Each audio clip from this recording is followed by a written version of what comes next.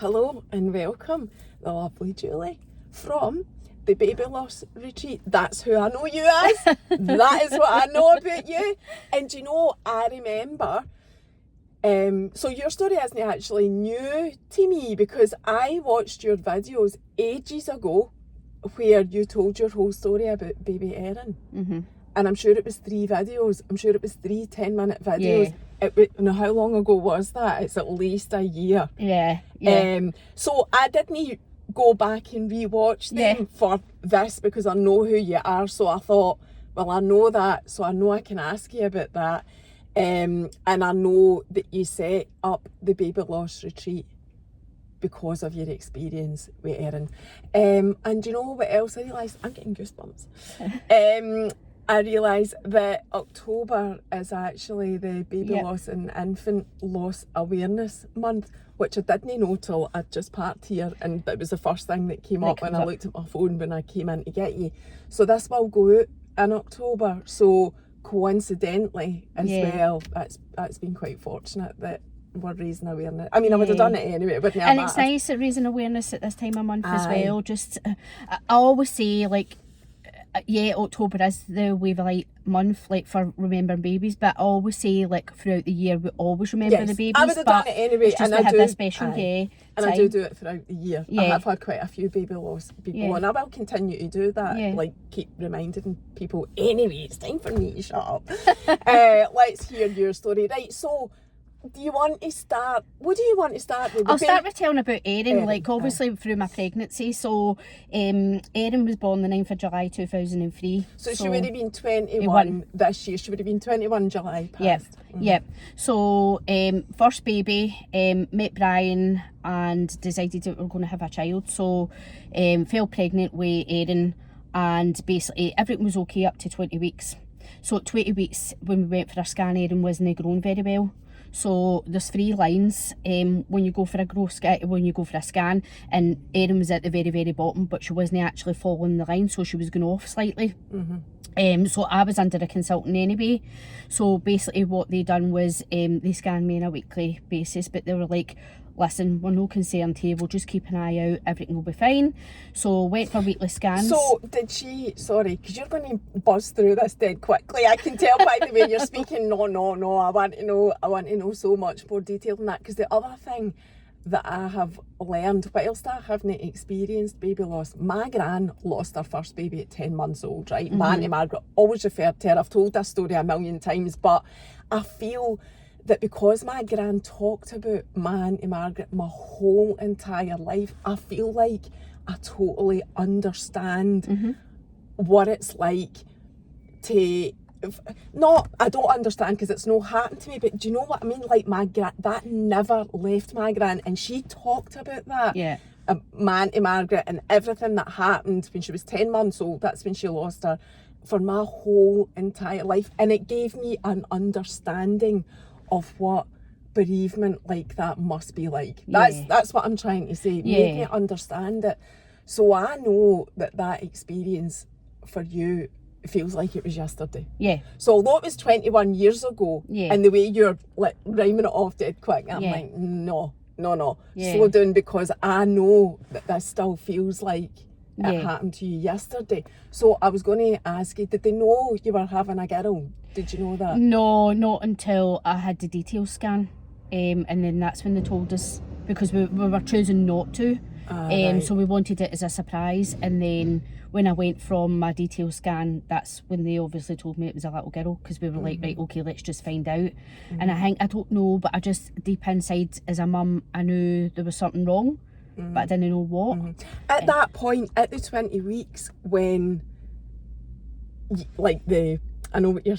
that line, what is that line called? I know what you're talking about. It's like 3 lines, so it goes top, middle and then bottom. It's is it percentile or something like that. Something like that. But anyway, you get that after it's in the wee red book. You get it after the baby's born as well, to show where they sit. The growth and whatever. So you didn't. So even then, at that point, did you think, oh no? So when did you start to feel like something's I think right? when I was about, I would say about 30 weeks. Right. And they kept saying to me, like, the growth's no improving, it's still low, but we're just going to keep an eye on you. And I'm thinking, right, how low? Like, they weren't really explaining, like, yeah, the baby's no grown, but what do you mean? What size is the baby? Do you know what I mean? Like, tell me. And it wasn't until she was born, and obviously I was like, wow, why did this not be picked up, like, really, really early, like, the size? Because when Erin was born, she was only 2 pound odds. So for a At 40 weeks? at 37 weeks. Right. Which is just a week off full term, isn't it? Aye. So to have Classed a baby as full at that, term. Aye. do you know what I mean? And she was teeny when she came out. So again, throughout the scans, they kept saying to me, we're no concerned, we're no concerned. So for me, I wasn't concerned, but I wasn't keeping well, if you know what I mean. Like, so when I was waking up, I felt ill. I felt dizzy all the time. I was going up and down to the hospital saying, look, I don't feel too good. And they were like, oh, it's just a urine infection, or it's just your blood pressure, it's just because you're getting further on and stuff like that. So it wasn't really, I wasn't getting any answers why Erin wasn't growing. And there was never, did they do one of, you know how they can, I don't know how they do it, but you know how you hear people saying, oh, the baby's about 4 pounds, they know, you know, the baby's yeah, 4. well, they do the measurement. They do the measurements, that's what I mean. So they do that, I think it's roughly about 30 odd weeks they do the measurements. And then they can tell, like, the growth of the legs, but nothing was, and there was ever never any picked up. concern about that. Do you talk about the hospital that you went to? It's not that I'm trying to throw stones at the hospital, because these things happen in all the hospitals, but do you share? Yeah, so, like, obviously it happened in the Royal, so the Royal Maternity in Glasgow. So when I went in there, it was like, again, I never got any feedback back why she wasn't growing, and that kept into my mind, because I'm going, right, she's not growing, but what's causing the problem for her not to grow? But again, I never asked any questions, because I was a young girl, first pregnancy, these were professionals, I was taking their word for what they were saying to me, don't worry. And then I'm going, well, I'm not going to panic, because they're professionals, and if they're not panicking, well, I'll not panic. So what age were you at the I time? was 21 at the time. So it was kind of like, I was just my adulthood basically going into, but I never questioned it at all. And I kicked myself for that, because I'm like, I wish I did actually stand up and go, right, okay, you're telling me that there's no growth there, but why not? There must be a reason why not. I know, but you do just put your trust into the health professionals. There is really no reason, or you think there's no reason to question them. It isn't till you hear stories, or you do think back and go, oh my God, I should. And I think it's important now to get that message out. Though you're making a difference, Julie. It is saying to people, like, a mum knows, as we all say, we know. And, you know, you need to push for everything. It doesn't actually matter what it is nowadays. You actually need to push for answers for everything, or push for the care, or whatever. So anyway, was that the situation right up until she was born? They were checking every week? Yep, every week. And I was due a scan on the Monday, and at the weekend there wasn't much movement. So, like, Erin would be a lively baby during the night, but she would sleep during the day. So I always had that routine, I knew. But at night time, when I went to sleep on the Saturday night, there wasn't very much movement. So I had phoned my mum. My mum's like, oh, listen, it's just because you're bigger, there's not going to be much movement, just wait. And I was like, right, okay. But I went for a bath and I took ice cream. There still was slight movement, but no as much as what she normally was. So I came out the bath and I had said to Bryan, look, there's no much movement in there. Like, I don't know what's going on, or if I'm just thinking there's something wrong. Did she have her name at that point? Had you gave her her name? Yeah, I had gave her her name, but I never told anybody, so it was just me and Bryan that knew her name. And then Bryan's like, listen, we're going for a scan on Monday, just wait to see what they say when we go on Monday. And then Sunday morning there wasn't any movement at all. But I never said it, and I just stayed quiet, because I was like, I'll just wait till I go to the hospital and see what they say. So went to the hospital and I just said, look, I've not had any movement. There was some movement Saturday, been done obviously Sunday. And then she's like, oh, get up in the bed and I'll check out and all that. And then she turned the screen away. And I think for then, as soon as she turned the screen away, I was like, why is she turning that away? What does she not want me to see? Was she used to, like, obviously somebody coming in saying that, and used to that there was no heartbeat there? But she was quiet for ages. And then she went, look, I'm away to get a consultant. And then the consultant that dealt with me through my pregnancy came in and scanned. And then that's when he said there's no heartbeat there. and I turned to Bryan and I was like looking at him, and like he just didn't know what to say or do, or he was in shock. But I was looking at him to go, come on, tell me answers, they're lying, aren't they? But he never said, he just sat there, and I was like distraught. Was that at 38 weeks? And you'd had a scan every week up until that point? Yep. And then what happened? So they put us into a side room, and I just remember it to this day. It was like a room, so you come off the scanning place and there's a room to the left hand side. Put us in there, and it was 2 chairs and a phone, and she's like, oh, you can go and phone your parents or phone family and let them know what's happening. And I'm like, what do you mean? I don't even know what's happening myself, and I have to explain to like my parents what's happened. So I came round a wee bit. I phoned my mum, and obviously my mum had lost a wee girl, Charlene, before us. And I just remember telling her, and the screams that she gave out in that phone, like it was just like horrible. And then obviously we phoned Bryan's mum and let her know, and she was crying down the phone and stuff like that. But then my midwife who dealt with me, Fiona, throughout my pregnancy, she came in and she gave us a cuddle and said, look, we're really sorry what's happened. And then I'm like, I don't understand, like you've been scanning me, I don't understand this. And she's like, just take your time to process it. And she's like, what's going to happen next is you'll get a tablet and you need to go home for 3 days. At this point I was hysteric, and I'm like, I'm not going home. I said, my house is full of baby stuff. What am I going to do? What if I do go home and wait for my baby to die? Well, but no baby to die, but to go into labour. And she's like, yeah, that's what you need to do. And I was like, no, I want a section. And she was like, we can't give you a section because we don't know when Erin's actually passed away, so it could be a risk to yourself because of an infection wise. And I'm just like, I can't believe this. I can't believe that you've told me my baby's died and I have to go home. And at 38 weeks, is that still what happens? Aye. Oh my God. And this is what I mean, and we're now going on to, that's 21 years and we still haven't changed that. Like it's still the same. You imagine going home to a house full of baby clothes and so Cam Aye. So you would be completely, fully prepared, the room done, everything bought, everything there. Oh God, see the thought of that. Like I try to imagine that, leaving a hospital without a baby and actually going home to I just can't imagine. Yeah. And it was just like, do you know that way I was just like blank? I don't know what it is. It felt like my soul had just left and I was dead. Like I was dead with her. I wasn't there.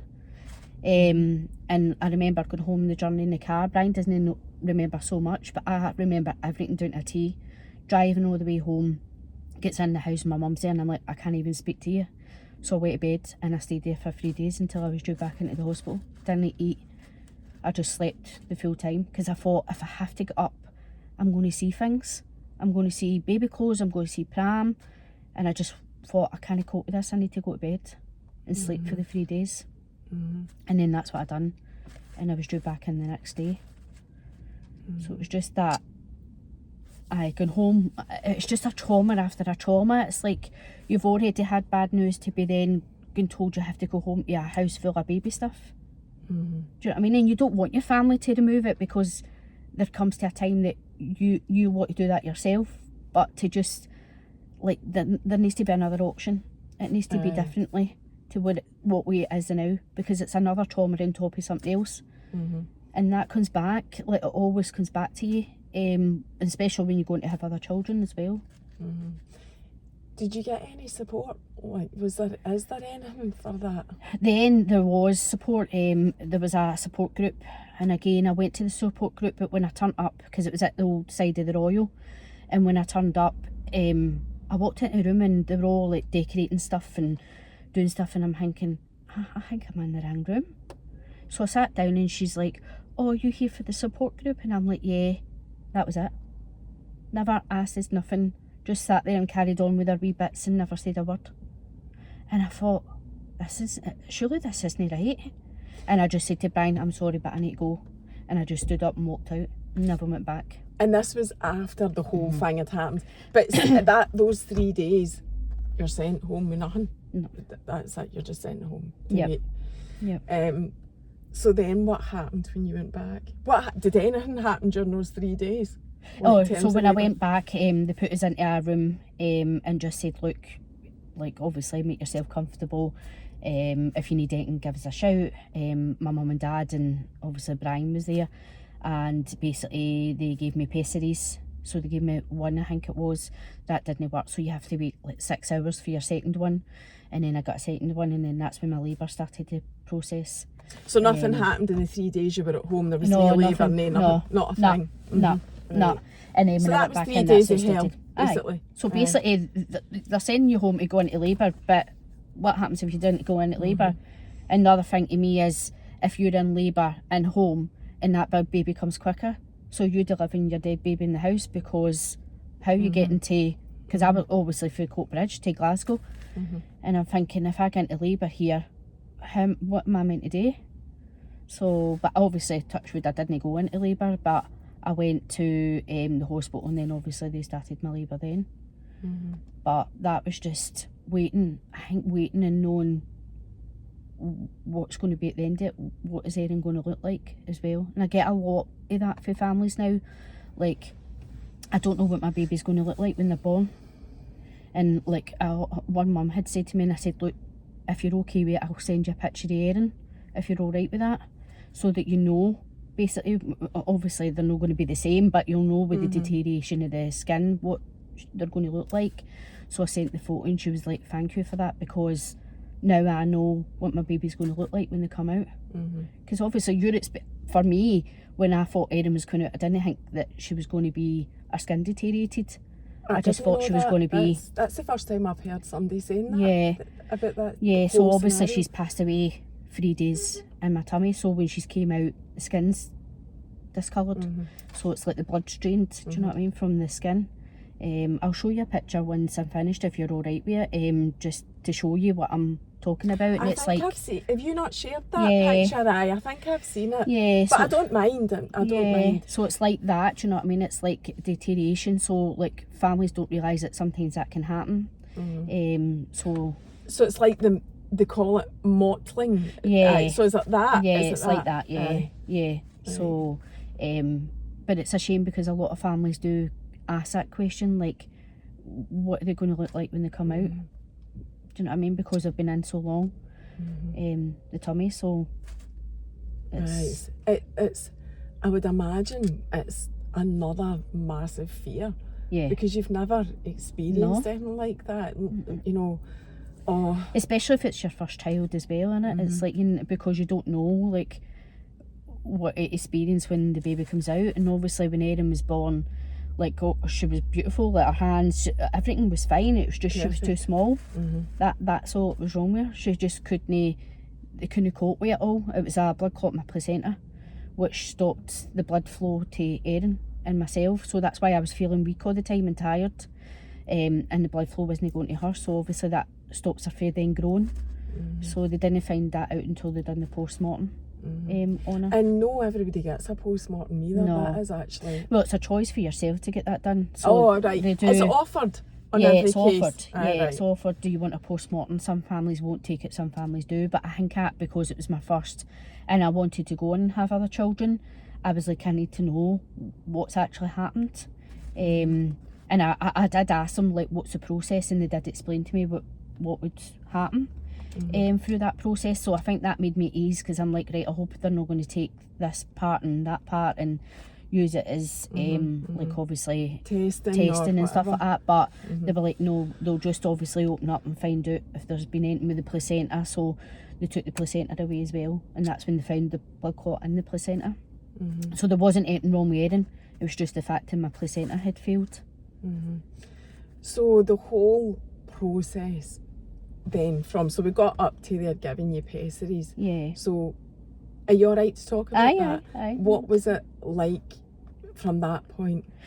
So for that point, it was just, I kept taking drugs. So like, no drugs as in drugs, I know but the way I said that there, just taking drugs. But I was obviously getting pain relief, and I felt quite like dazed out. But then obviously when Erin was born, she came really, really quick, and she was born. But do you know that way you're waiting for that cry, and it didn't happen. But all I can remember is the ticking the clock above my bed was here, and there was a door there, and that was the toilet, and there was a clock at the very top, and all I could hear was the ticking of the clock, and no, obviously any other noise. Any other noise. How long were you in labour for? I was in labour for 13 hours. Jeez. 13 and hours. You're saying, so the actual birth, she came really quick, but 13 hours, Julie. Yeah, 13 hours in labour. Christ. Yeah. Even the thought of that, Yeah. to know at the end of it what you're going to be facing. So it was like you're going through all that pain to be then, do you know what I mean, coming out, and obviously your baby's dead as well, but just, you didn't have cuddle cots back then as well, so I couldn't spend time with her. I had, like, the midwife said I could spend time as much as I wanted, but she was deteriorating more, and I thought, do I really want to see her like that? I don't. I wanted to remember her when she came out and what she looked like, because it wasn't as bad. And then I spent, I think, about 20 minutes, which I can remember of, because I obviously had taken so much pain relief, so I was in and out of sleep, and then she took her away and got her ready and brought her back, and then I was like, no, I was like, take her away, and then obviously they took her away, and I never got to see her after that. That was it. You took pictures.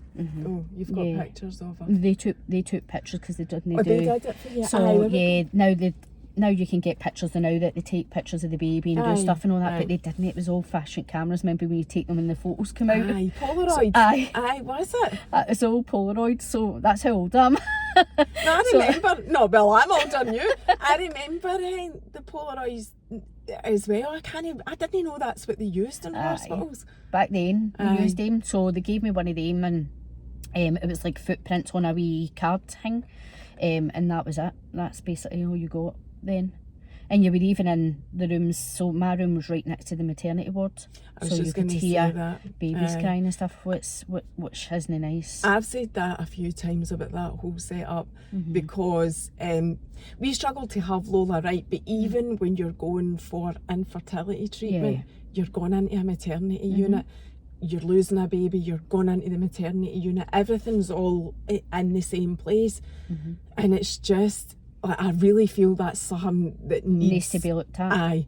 I've always said, like, we've got hospices for cancer, and so when patients obviously go to die of cancer, they get removed. So what I've always said is, why do we not have a hospice or some kind of, so when you go in for your scanning, your baby has passed away, you're then transferred into that hospice unit, and you're then dealt with throughout that hospice, that you can stay there, rather than actually being, right, you need to go home, right, okay, like, no, you're going to get transferred to this hospice. What will happen is they'll go through, they'll deliver your baby, this is what's going to happen. The process of it should be differently.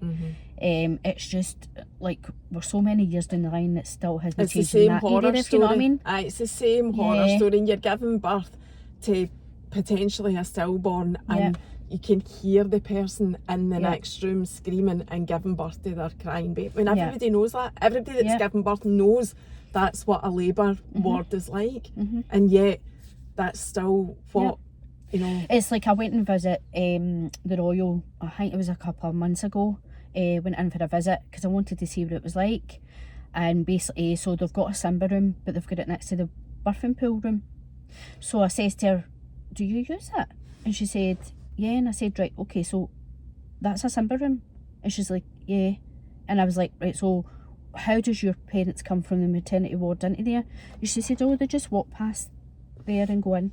And I'm thinking, right, okay, we've got the Simba rooms, they are enclosed out, you can't hear anything, but it's the fact if a mum or dad wants to come out there and have a break from that room, then they're then bumping into pregnant women that are going in to deliver their baby in a birthing pool.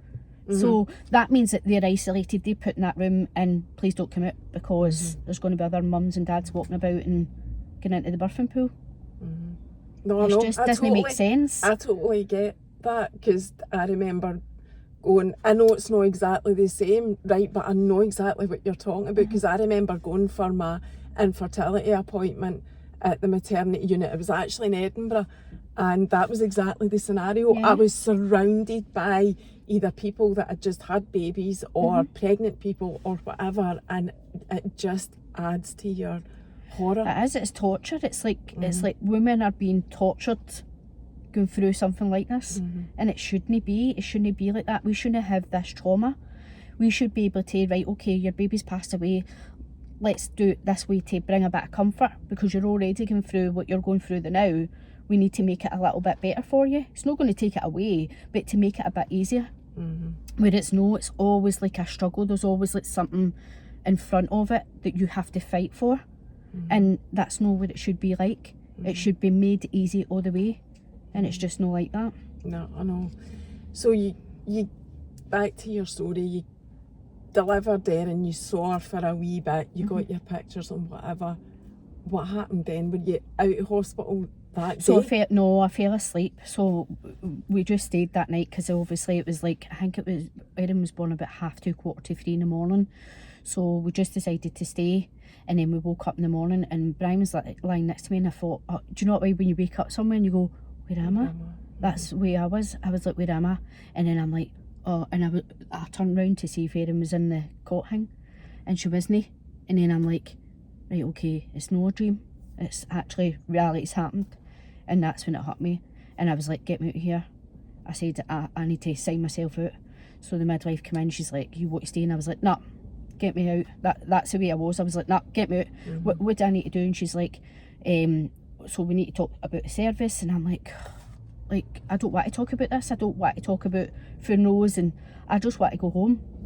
And she's like, no, I need to discuss this with you. Like, how do you want to do it? Are you want to do the service yourself, or do you want us to do it? And I'm like, what do you mean you do it? And she's like, well, we can take control of it. So basically they arrange a funeral and they would deal with it. And I was like, yeah, that's fine, you deal with it all.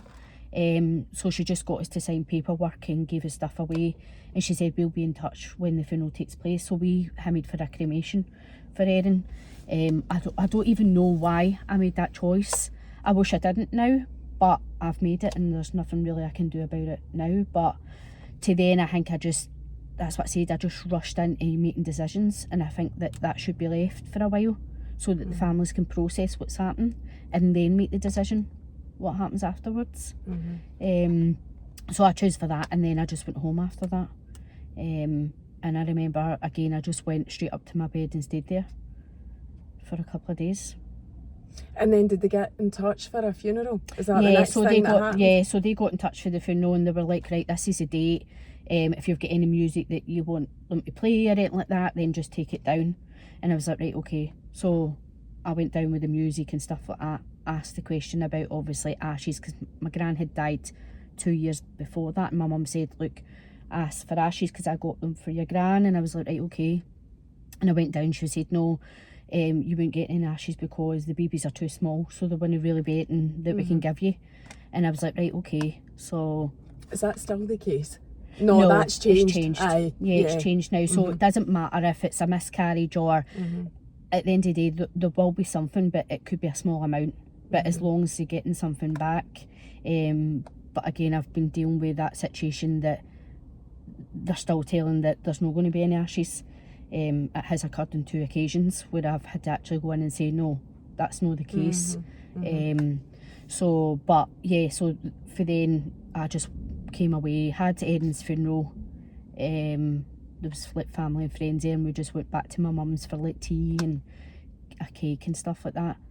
And again, I just felt blank. Like, I just felt like I wasn't there. Like, my soul had left. Like, it's hard to explain. I wasn't that person that I was beforehand. Like, I was a bubbly person, loved life, just enjoyed myself, and that was taken away. It was just so, like, nothing there. Did it change you forever? Aye. Yeah. Changed me as a person. I had to learn to deal who I was now, and trying to reality that this is my life now, that I'm going to have depression, I'm going to have days that I'm struggling, and flashbacks and stuff like that. So I had to deal with all that again, and it was just so hard. Was that the start of any mental health issues? Yeah, because I didn't have any. It wasn't until obviously Erin died, and it was just from there it just creeped in slowly.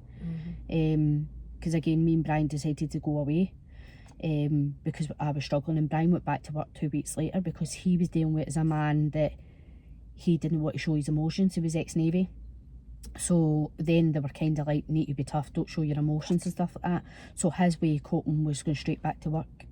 and I was left there on my own. So family stopped coming up because they thought I was coping okay. And then I kept going to doctors and I was like, I'm really, really struggling, and they just kept hitting me with antidepressants, but I didn't want to be on antidepressants. I just wanted somebody to actually talk to. So they were giving me antidepressants, but I felt they were making me worse because all I done was sleep. Because like the first couple of days you're on them, you feel dead tired because they take a while to work. And I just slept. Tried to go back to work because I worked in care. At the time I worked in a nursing home, and I fought with everybody. I don't know how they spoke to me. Like, honestly, I was pure bad. And then it was my boss that turned around and said, look, you need to go and leave because you're not coping. And that's when I went on leave, and I just slept, hardly done anything, didn't talk to anybody. Because my friends, I was meant to go on the cruise ships before I met Bryan. And then obviously I met Bryan, didn't go on, so all the rest of my pals went on to the cruise ships. So they were all away. So there wasn't really anybody there that I could pick up the phone and go, look, I'm really struggling or anything like that. Working on the cruise ships, you mean? Yeah, You went away working? yeah, Right. working on the cruise ships, yeah. And then it was like trying to deal with this on my own. And it was really, really difficult. Like, just, I always look back now and always go, how did I actually get through that? I really don't know how I get through it. I think I had to just push myself to get up, and I'm going, you need to get up, you can't let this control you, you can't let this take over your life, because then what happens if you do have future pregnancies, and how you're going to cope then? So I just had that in my mind, that I had to get up out my bed and be in a routine. So I started to get in a routine. I would get up, brush my teeth, brush my hair, have something to eat. Then I'd do that for a week. Then the following week I would get up, get ready, brush my hair, do my teeth, have something to eat. So I had that in my mind, that I had to do that all the time. And you just did that yourself? You just thought, this is the only way I can cope? Yeah, because I couldn't go on the medication. They just made me feel 10 times worse, because I thought, when I come off this, the situation's still going to be there. It's taking it away and fuzzing it out my brain, but it's still going to be there. So I need to deal with it head on. And that's what I started with. And then I said to Bryan, look, I'm really struggling. I sat Bryan down because we weren't getting on, because he was at work and I thought he didn't care. And I was like, look, I says, I need to go away. So we booked a holiday because we had money to book somewhere. Booked a holiday, went away, and it was just nice because nobody knew us. They didn't know why we were there, so we could have a laugh, we could carry on, and like just cry if we wanted to cry. And like, obviously we went away to decide if we were going to have more children as well, because again, can you cope with going through that again? So that would be the biggest thing, I think, moving forward. Yeah, it is, because you have to move forward. It's sad to say, but you have to move forward, because again, as I say, I didn't want this to destroy my life, because then I would have always been stuck. And where would I have went if I was stuck? So I had to push myself, even though I was absolutely drained and didn't even want to talk to anybody, but I knew I had to do it for my sake. How long was that from when you'd lost Erin to going on holiday? So that was like 5 months. So it was quite a long time. Yeah. To be sitting in that pain, really. Yep. But I just thought, I need to go away. I need to have thinking time, headspace. And that's what we done, and we decided that we were going to have more children when we came back. Obviously I fell pregnant on holiday, but we decided we were going to do it, and just obviously Did you fall pregnant on that holiday? Aye, I fell pregnant on that holiday, aye. You're going on holiday to decide if you're having, I suppose that's that's a bit of a sign, to be honest, isn't it? Do you take things as signs? Yeah, I do, aye, because everybody always says, like, parents will ask me, when's the right time to have another child, but it's really down to you. You're no forgetting that baby, that's the thing. That baby will always be your baby. It's just like being a parent. I've only got one, but you know, being a parent to more than one child is the same. It doesn't make any difference whether your baby made it or no. It's still the same.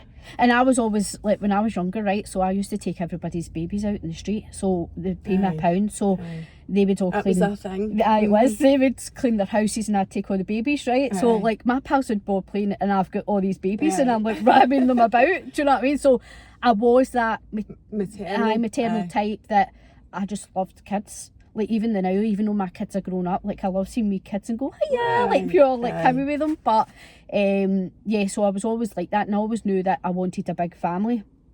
So I was like, I want to have about 5-6 kids. And then I was like, right, okay, so we decided to have another child, and then obviously I fell pregnant, but I thought it would be okay, and it wasn't. So as soon as I felt I was pregnant, I was like, oh no. So my anxiety levels risen. I was like, I need to go to hospital. So I was phoning, like, I must have been phoning every day. And I was like, no, you need to give me a scan. And they're like, right, okay, come up. So they were brilliant, don't get me wrong, they were brilliant, like, as soon as I phoned, but it was just the fact I was getting into that routine of, I need to phone, I need to. But how do you not react like that when you've been through something like I know. what you've been? I just don't think. But I didn't think I would be like that. But that's what I mean. Like, you don't think, you just think, oh, I'll have another child and I'll be fine. I can deal with this. Like, and it wasn't. And I think it's because I had the trauma there already, and I never gave it time to maybe process a wee bit more longer, and then to obviously. But as you say, there isn't any right answers. No. You could have been processing it forever. You That's what I are mean. still processing You it, do. to be honest. You never get over it. No. So there isn't really. There isn't really any right time. That's what I always say now. There isn't a really right time, but just making sure, like, you're okay beforehand, like, to be able to deal with it in case it does happen again. But yeah, so, like, obviously I fell pregnant again with Demi, and it was kind of like, right, okay, constantly phoning the hospital, and then they took me in at 37 weeks. Yeah, it started me off at 37 weeks. And at that point, did they know Demi was completely healthy? There was so no they were issues. scanning all the time. So what they would do was the blood flow in the placenta. So the blood flow was getting checked, and like Bryan was obsessed. He used to go on Google and say, right, what should the blood flow be and all that. So he kept like going, right, so what's the measurements? And he kept asking loads of questions. And I think that made it better for him, because he was like, right, okay, I've walked away and I've asked that question. Whereas the first time we didn't ask any questions, we just left it. But more, we went back in, we asked more questions. It's a shame it takes it to that point that you have to, with your second pregnancy, again, and ask these questions. But we were constantly, right, what's going on? What does that mean? And asking all the questions. And there's nothing wrong now doing that. Do you know what I mean? It's just making sure that you know what's going on, basically. And then obviously Demi was born, and I remember the day she was born, and they put her in the cot, and Bryan's like, I need to go home and get some stuff, and he went home to get some stuff, and all I done was just stare at her, and she was crying, and I was like, oh no, I can't go and lift her up. Like, it was all just hundreds of things going through my mind. I can't lift her, no, just leave her, the midwives will get her. So the midwives came in, and she's like, oh, did you know, pick her up? And I'm like, no. And like, she picked her up and gave her to me, but after that it was just like, oh, look, this wee bundle of joy, what did I do with it and all that, like, do you know what I mean? Then I had guilt as well, because I was like, I should have had time like this spent with Erin as well. Do you think with Demi then, do you think you lost out on that whole newborn love bubble? I don't know. I mean, people talk about that, right? But I didn't really. I don't feel like I got that. See, when you said you were looking at her crying and you were going, what do I do? I didn't really have that feeling. I felt like that when Lola was born. I was like, please do not leave me alone with this tiny wee human, because I don't know what I'm doing. Like, I felt a bit panic. I didn't feel this love bubble. And I'm not in your situation, but it made me like prompted the question for me to ask you that, because you hear people talking about that, but no, you don't. I didn't get that either. Like, when people say that, and I go, I didn't. But the more, because obviously they found out I had postnatal depression, but they didn't find out till I had my third child. So, but I couldn't lift Demi. So when Demi was born, at the time of the hospital, and then they handed me to her, but as soon as I went home, I was like, nah, I can't do this. And I was like, I can't lift her, I can't do anything. And Bryan's like, what do you mean? And I'm like, nah, I can't do this. And he's like, no, you need to pick her up. And I'm like, no, I'm not picking her up, because I kept thinking if I pick her up, she's going to die. Oh my God. And then how do I cope with that? If she dies and she's in my arms and she dies, so how am I going to deal with that? And I'm like, nah. So Bryan had to take a couple of months off work to actually, like, obviously help me deal with that as well. And it was just like, the more, because Bryan would leave her in the room and be like, I'm not going down that stair, like he'd leave me to deal with it. But I just kept thinking every time I pick her up, what happens if she dies in my arms? Like I can't deal with that. And that's all what just kept going through my mind. And it wasn't until then I had to go to counselling, because I was like, this isn't normal.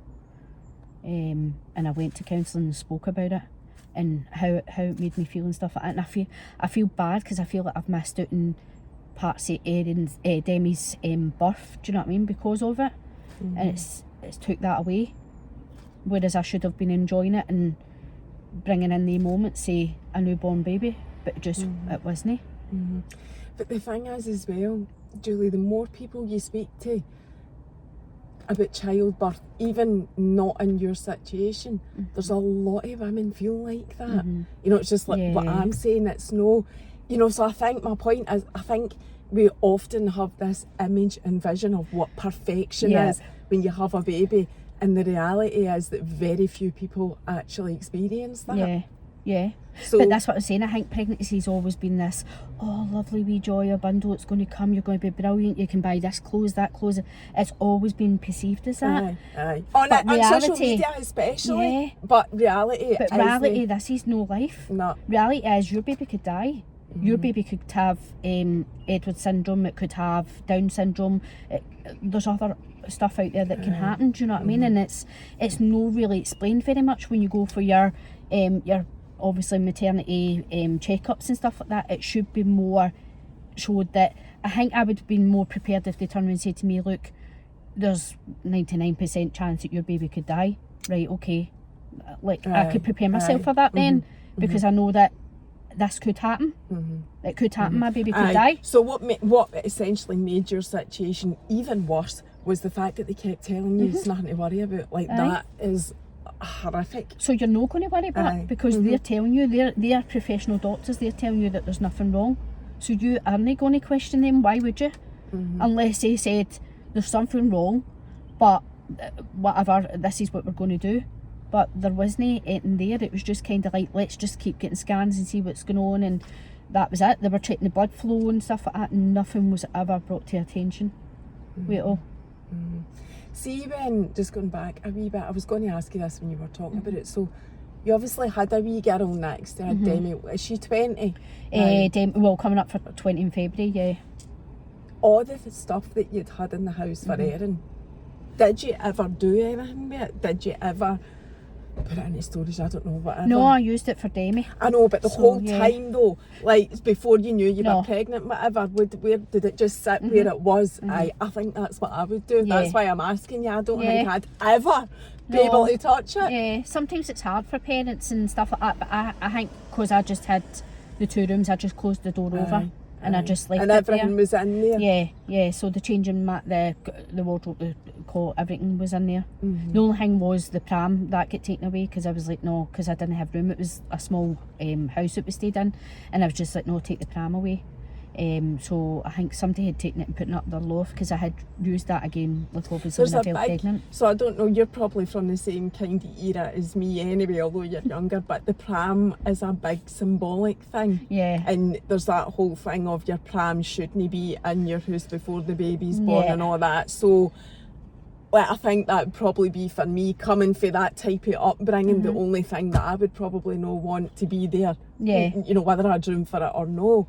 But that was the one thing, like when Lola was born, I'm digressing, but my house was like, you're sitting all ready for her, all the clothes, everything, bar the pram. Even the cot, the cradle, everything was there, bar the pram, because there's this like superstitious type thing. I know. Like, maybe people don't know about that. I don't get that either, to be honest with you. I'm like, it's that old fashioned, I know, but it's just. But I think because it comes from grandparents, innit? It's like the generation, but you're just like, because people always say, like, just do what you want to do now. Like, it doesn't really matter. You can deal with the situation when it arises, or anything like that arises, and you can name it. But it's just like, they used to say it, and I used to go, oh, fam, bring it in. Like, because I was so excited because about it, and I was like, hemming about with it, walking about with it, and all that. And I'm like, oh, look at me. Do you know what I mean? Like, it's just one of the things you do. Do you know what I mean? Because you're getting excited at that point. I know.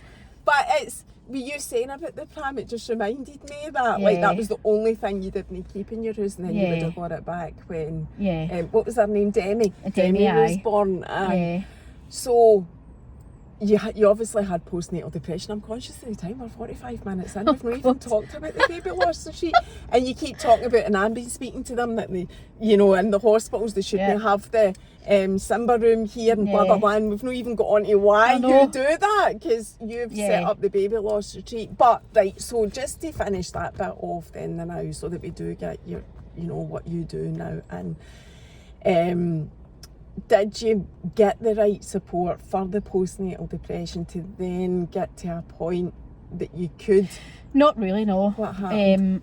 Again, I just had to deal with it myself. Again, given medication. I did go on that for quite a while. I took the medication because I was like, no, I need to. But I got in to the point that I was taking my curtains down every day and washing them. And so again, as I was saying for the beginning, to get into that routine. So that routine stayed through all my pregnancies. So I was constantly taking sheetings off, washing them, pimming them, and it wasn't until my wee neighbour who moved in next door, and she noticed it, and she's like, can I have a chat with you? So we sat down and chat, and I just burst out greeting. She's like, right, okay, tell me what's happened. I told her, and she's like, I knew you were struggling. She's like, I could just tell. And she's like, what I'm going to do is you go to bed, and I'm going to take the 2 kids in, and I'm going to watch them. You need to go to sleep. So you had 2 kids by this point? I had 2 kids at this point, because I didn't pick my postnatal depression up to my 3rd child. Right. So how many years later was that? So it was a year later. So Erin was born 2003, Demi was born 2005, Aidan was born 2006. Right, so it was 2 years since the whole thing with Erin. Then and then they Demi, picked up, aye. And it was a neighbour. It was a neighbour. Nobody else picked up it until the neighbour. And it was the neighbour that turned around and said, like she was noticing things, and then as soon as she said that to me, that's when I burst out crying. Because I knew there was something up, but nobody picked it up. And I thought I was going absolutely crazy. And it wasn't until the neighbour had said. And I say to this day, she saved my life. And I talk to her, because she's moved to England now. And I talk to her, and she comes up and visits. And like talk away to her, and like she's just a friend for life. Like if she never stepped in, where would I have been? I'm glad that she did. Yeah. Was that the start of your healing? Yeah, aye. Because obviously somebody's noticed it, and she's like, right, okay, like if you need me, I'm here. And she helped me with the kids a lot. So she would come in and she'd would bake cakes with the kids. So like she'd buy like the stuff, and then we'd bake all together, and then we'd go at the back and draw pictures with the kids and all that. So she got me interacting with the kids more, to be trying to like help myself but help the kids at the same time. So she would get involved with me, and then she'd be like, right, okay, like she'd say I would get tired, and then she'd go to your bed and lie down for a wee bit, and I'll watch the kids, and then I'd go and lie down and then get up, and then I'd feel much better. But at that point I was on antidepressants as well, and like they did make you really, really tired. I don't know about anybody else, but I just wanted to sleep constantly on them. But yeah, so she saved my life. So at what point was the baby loss retreat born throughout all of that? So that was 2018. So it was. So that's actually quite recent. Yeah. Really? So 7 it years? was a bit of so we were part of obviously the Ashes scandal as well when so you know that I've covered I've covered that as well. So we were part of the Ashes scandal there, and I think after that I was just like, do you know what, I need to do something for parents. Like, how many times is people going to be let down or failed by the system? And I was like, no, I ain't going back down that road. No, that's not taking control of me. I said, I need to take control, and I need to do something differently. I need to hand me something from a negative to a positive. And that's when I said, I'm setting up. So me and Bryan sat down and we were like, right, what helped us when we went away? What helped us when we lost Erin? And going away it saved us, because it was giving us that time and building on our relationship and going, right, okay, when you feel like this, please come and talk to me. Like having that to be able to sit down, because you've got work you've got to, you've maybe got other kids, so you don't really have that moment to sit down and have that conversation, or it's a conversation that people might feel uncomfortable and don't want to talk about. But when you're in a room with that person, you have to talk about it. Do you know what else? It's not really probably the first thing you think about when you've suffered something like that. Like, oh, let's go away. Because going away is associated with happy times. Yeah.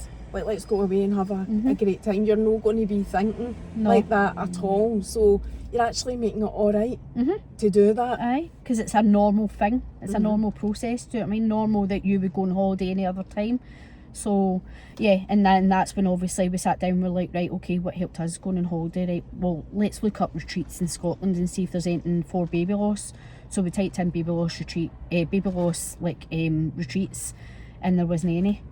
And I said to Bryan, right, okay, let's think how we're going to, because obviously when you go for a charity status, you need to have a constitution, what it means and stuff like that. Aye. Really have. I think people appreciate that. Exactly. It's a year it took us. So it did, but it was back and forth, because you need to do your constitution. That tells you what's your aims, projectives, and all different things. So we ended up sitting down and we thought, right, okay, retreat, let's do something like that for families to get away. So we drove around Scotland and found 2 places.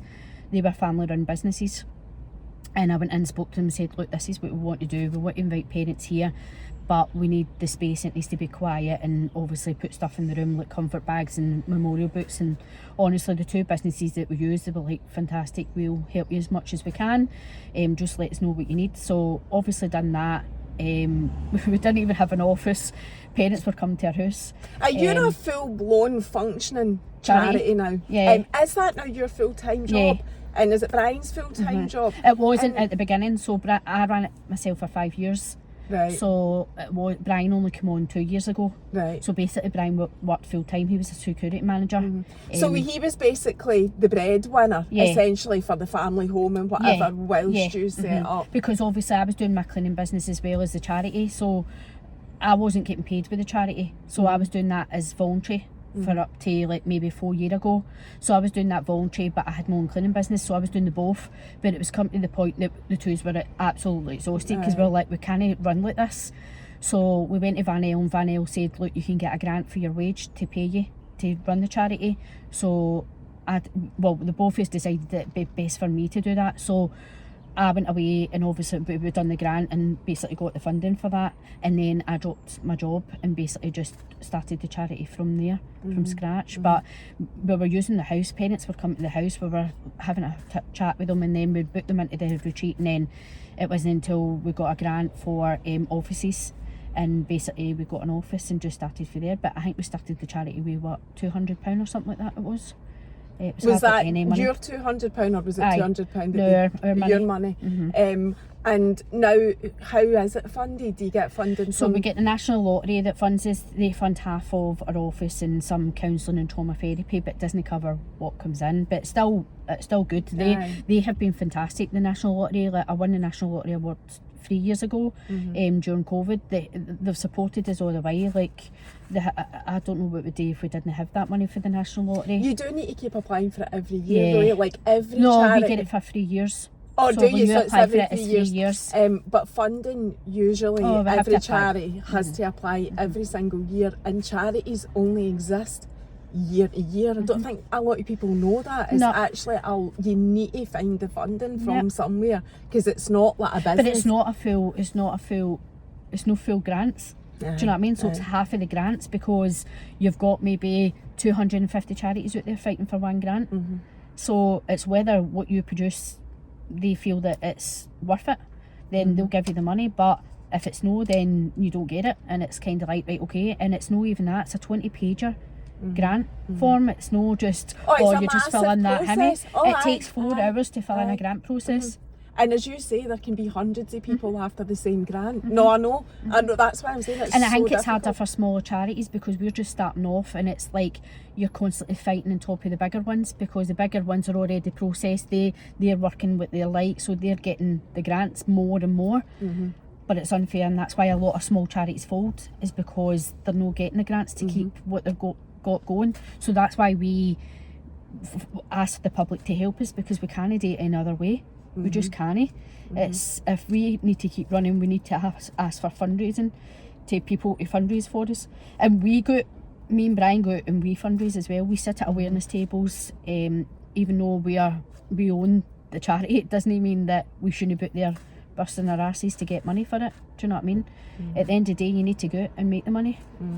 I don't actually know any small charities that don't do it themselves as well, that I have spoken to in here and whatever. It's just impossible, I think, to survive if you're not rolling your sleeves up and doing it yourself as you well. You have to go out and do it. So what does the charity offer? How do you get the, don't want to use the word advertise, but how do you get your thing so out they can there? Anybody can put a referral in. Your midwife, your doctor, yourself, you can put a referral in. So you you go on the work website. with the maternity units and right. doctors. We work with everybody, all different charities as well. So they can put a referral through our website, so you can go on that. It's at www.babylossretreat.org.uk. So you can go on there. The form will come up straight away. If you don't want to fill it in straight away and you just want to have me, just click the side of it and it will just put you onto the front page. But if you want to fill it in, then you just fill your details. It comes to me. I then give them a call. So say you put a referral in today, I would call you straight away today with that referral, and then I would just book you in for an appointment, so you would come in and see me. It might be 2 days later, free, whenever they can come in, and then they come into the office and have a chat, and we talk about their baby. We talk about, right, okay, what's your struggles, what's happened through that, so just anything that they're actually struggling with. What is it you're needing? So again, my grief's my grief, their grief's their griefs. I don't know what they need, so I'm not here to push that on them. I'm here to say, what is it you need at this time?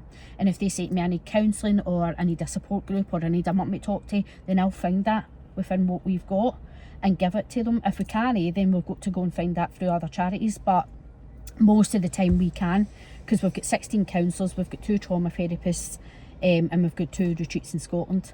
So it's a full service, although you're called the Baby Loss Retreat. That's well, it started that first because obviously then COVID hit, and basically we had funding there, and the National Lottery, so families were coming to us and saying, look, we're having to go and get scans ourselves, and I'm having to come out and tell my husband my baby's died, and it's just a lot of trauma, I've got nobody to speak to. So we set up a counselling system online. So we didn't have counselling before COVID.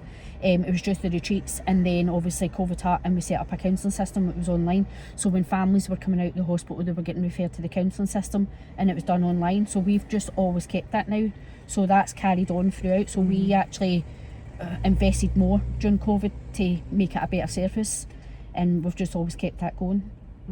Where is your office in Glasgow? It's Wellington Street, 50 Wellington Central. Street, so there's like, you've got the train, you've got the bus, you've got different places, and then you've got the parking and stuff like that as well, and then we've got our 6 monthly online support groups as well. So that's like a 6 week block, that you're in with a professional counsellor and hundreds of parents that you are just talking and having that conversation as well. So and you do, that's how I know you, share the stuff on social media. You've got an Instagram page which will be tagged in this anyway, and Facebook, Twitter, LinkedIn, TikTok, all of them basically. You're on all the all the platforms. All the platforms. So people can people reach out on anybody, these pages? Anybody reach out. We've got grandparents, we support aunties, uncles. We've got listening music therapy for siblings as well, because again, having that counsellor one-to-one with a sibling can be really daunting for them. So we use music therapy, so that's like a therapy we listen to music. How does that music make you feel? So that kind of reaction with the kids, or they can do like a picture or do a memory box for themselves, so that they can add memories into it. With that as well, because they're expecting this baby to come in and then the baby's not here, so it's a struggle for them. What is the plan for the future for the charity? So we have just announced, I think that was 2 weeks ago, I don't know my dates, but we had a ladies' lunch, so we just announced that we're building our own retreat, so it's going to take 4.5 years, and basically that'll be for families to go away on birthdays, anniversaries, anytime any families are struggling, then it means that they can just get away and get their own space and headspace, because we're limited in what we can do just now. Whereas up there, I'd like to have the counsellor on site, I'd like to do a lot of arts and crafts, I'd like to do stuff, interaction with the families, yoga classes, stuff like that, but I can't do that now with the retreats we're using, because they're family run businesses. So and also I would imagine you've got a process for the allocation of the actual retreat, the whole thing. Where are your retreats? So one's in Castle Douglas and one's in Fife. So we're looking at Arica for this Aye. one. I was going to say, I wondered Loch Lomond, aye. Arica, we're looking at Arica, but there might be somewhere that cheaper. That Loch Lomond, doesn't it? Aye. Near that way. It's nice, it looks like It's a beautiful, loch. Aye. Arica, aye. It needs to be peaceful. We can't have the retreat somewhere that's full of like other houses, estates and stuff. That needs to be like in a farm. But again, that's got to be tested to make sure it's suitable to build on and stuff like that. So yeah, but we're in the process now. We've got the drawings. We've already raised £21,000 so far. So again, then it's just we're building our business plan just now. So we're looking for any businesses out there that would like to. So that's what I was wanting to finish on. Like, what are the key messages that you want to get in here? So you're looking for businesses that are looking to support, invest and support. Right. We're looking for that. We're looking for families to fundraise for us through. So any fundraising that happens in the next 4.5 years will all go to the retreat. And then on the retreat we're going to have, it'll be like a pathway with all the babies' names going up on it. So everybody who fundraise throughout that year, throughout the 4 years, will get their baby's name on the brick to obviously go up to the retreat. So how much are you needing? Do you say? 66,000 or 660,000 to build your own retreat. Yep. And it'll be the first in Scotland. Aye. So it's a thing, it's needed. We know that it's because we do feedbacks. We have a lot of family feedback forms, and we get feedback of how the retreats are and how did it beneficial to you and all that. So we know it's needed. There's no question of that. It's just getting your message out there, getting businesses involved, getting people involved, families. Yeah, like we've sponsors for the Marriotts, sponsors us for 2 years in a row, which has been fantastic. SWIB, I don't know if you know the Scottish Women in Business. I do. They've supported us for 2 years as well. So sponsors, so they've been brilliant. They've done a lot of events and obviously putting money in, but we're looking for more sponsors for next year for businesses that want to sponsor us. So if they want to just send us a wee email if they're wanting to join us and they'll find you at what's your email address? info@babylossretreat.org.uk. Right.